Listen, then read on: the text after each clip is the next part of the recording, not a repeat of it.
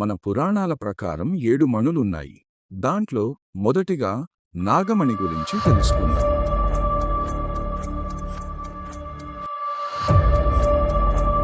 నాగమణి సర్పలోకానికి రాజైన వాసుకి దగ్గర ఉంటుంది.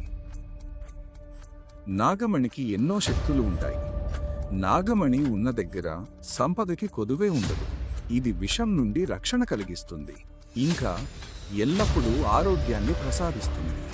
కానీ ఈ నాగమణిని పొందాలంటే నాగలోకానికి వెళ్ళి నాగమణిని కాపాడుతున్న ఎన్నో వింత జీవులతో పోరాడాలి.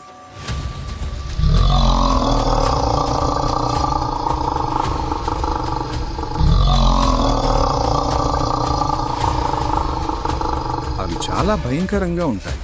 అవి నాగమణికి కాపలాగా ఉంటాయి.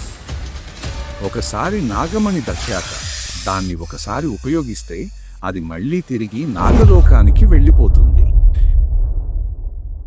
ఇప్పుడు ఇంద్రమణి గురించి తెలుసుకుందాం. ఈ ఇంద్రమణిని స్వయంగా స్వర్గంలో ఇంద్రుడు తయారు చేశాడు. ఈ మణి యొక్క ప్రత్యేకత ఏంటంటే రియాలిటీని మానిపులేట్ చేయడం. ఎలాంటి టైంలైన్ని అయినా మానిపులేట్ చేస్తుంది. ఈ మణి కోసం ఎందరో రాక్షసులు ఇంద్రుడితో యుద్ధం చేశారు, కానీ ఇంద్రుడు ఎప్పుడూ ఈ మణిని కోల్పోలేదు. ఇంత యుద్ధాలు చేసి మరి ఈ మణిని ఎందుకు కాపాడాడో తెలుసా? కలియుగం అంతంలో కల్కి అవతారానికి ఈ మణి ఉపయోగపడుతుందని బ్రహ్మదేవుడు ఇంద్రుడికి చెప్పడంతో ఈ మణిని ఇంద్రుడు కాపాడుతూ వచ్చాడు. యుద్ధం చేయడానికి 2 మణులు కల్కికి అవసరం పడతాయి. దాంట్లో ఇంకొక మణి గురించి తెలుసుకోవడానికి stay tune to our channel.